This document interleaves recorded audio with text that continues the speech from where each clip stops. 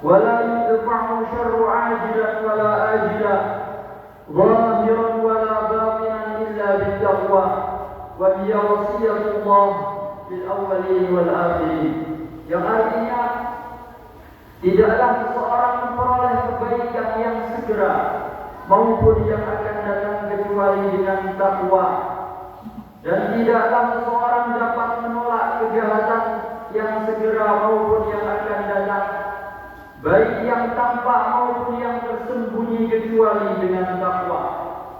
Dan takwa adalah wasiat Allah bagi orang-orang terdahulu dan orang-orang yang akan datang. Hadirin rahimakumullah, hadirin jamaah salat Jumat rahimakumullah. Setiap pagi kita melangkah keluar rumah dengan tujuan yang sama, yaitu bekerja.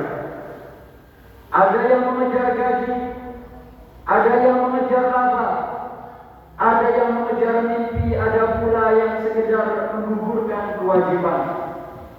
Tapi pernahkah kita berhenti sejenak, lalu bertanya kepada hati kita, untuk siapa sebenarnya lelaki ini kutunaikan? Sejak Nabi Adam turun ke bumi, wahyu pertama bukan hanya tentang ibadah, tapi juga tentang bercocok tanam dan mencari penghidupan. Para nabi pun bekerja, para sahabat berdagang, bahkan semut dan lebah yang kecil pun tahu bahwa dia berarti mati. Bekerja adalah fitrah.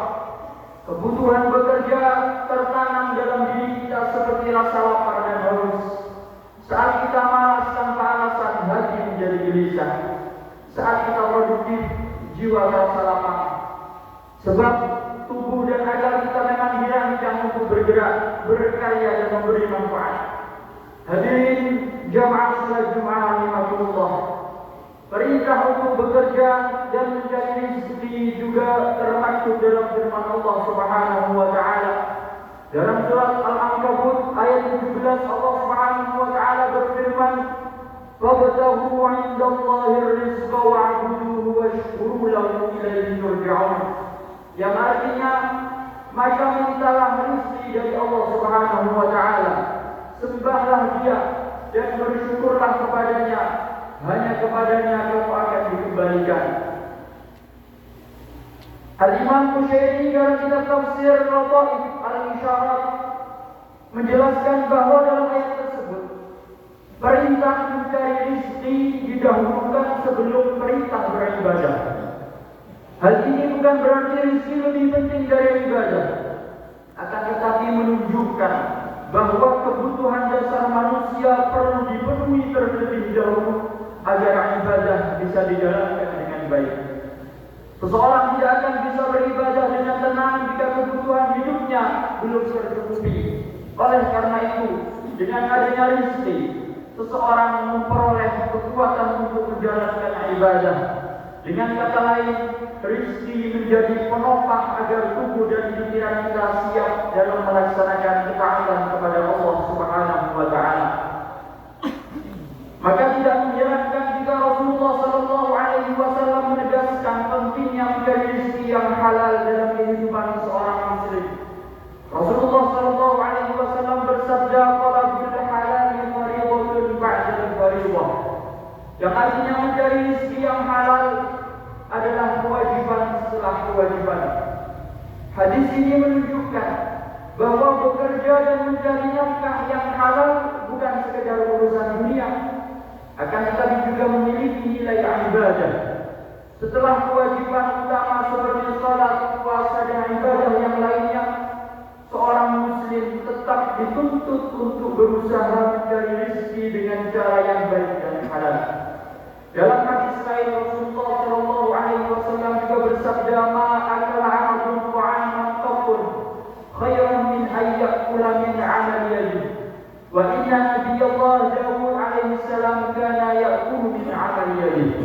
Yang artinya tidaklah seorang hamba memakan makanan yang lebih baik dari hasil usaha tangannya sendiri. Dan sungguh Nabiullah Daud alaihi salam makan dari hasil usaha tangannya sendiri. Melihat beberapa dalil tersebut, dapat kita simpulkan bahwa bekerja memiliki kedudukan istimewa dalam Islam yang tidak bertentangan sama sekali dengan nilai-nilai keislaman. Justru mencari rezeki halal adalah jalan kita agar tubuh menjadi kuat, sehingga ibadah dapat dilaksanakan dengan baik dan khusyuk.